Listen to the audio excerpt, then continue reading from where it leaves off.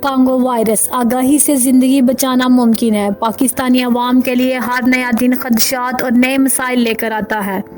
صحت کے شعبے میں جس طرح ہماری حکومت نے آنکھیں بند کر رکھی ہیں، یہی وجہ ہے کہ آئے دن نت نئے امراض کی وجہ سے کئی قیمتی جانوں کا ضیاع ہوتا ہے۔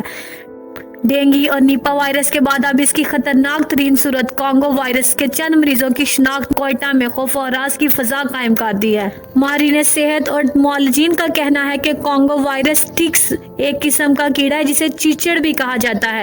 جانوروں مثلاً بھیڑ، بکریوں، گائے، بھینسوں اور اونٹ کی جلد پر پائے جاتا ہے۔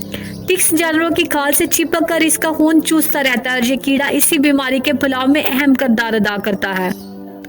یہ کیڑا اگر انسان کو کاٹ لے یا ٹکس سے متاثرہ جانور ذبح کرتے ہوئے بے احتیاطی کی وجہ سے قصاب کے ہاتھ پر کٹ لگ جائے تو یہ وائرس انسانی خون میں شامل ہو جاتا ہے اور یوں کانگو وائرس جانوروں سے انسانوں میں منتقل ہو جاتا ہے۔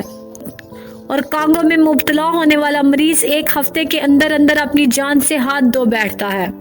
کانگو وائرس کا مریض تیز بخار میں مبتلا ہو جاتا ہے۔ اسے سر درد، متلی، قے اور بھوک میں کمی، نقاہت، کمزوری اور غنودگی، منہ میں چھالے اور آنکھوں میں سوجن ہو جاتی ہے۔ تیز بخار سے جسم میں وائٹ سیلز کی تعداد انتہائی کم ہو جاتی ہے، جس سے خون جمنے کی صلاحیت متاثر ہوتی ہے۔ متاثرہ مریض کے جسم سے خون نکلنے لگتا ہے اور کچھ عرصے میں اس کے پھیپھڑے تک متاثر ہو جاتے ہیں، جبکہ جگر اور گردے بھی کام کرنا چھوڑ دیتے ہیں اور یوں مریض موت کے منہ میں چلا جاتا ہے۔ کانگو سے بچاؤ کی احتیاطی تدابیر۔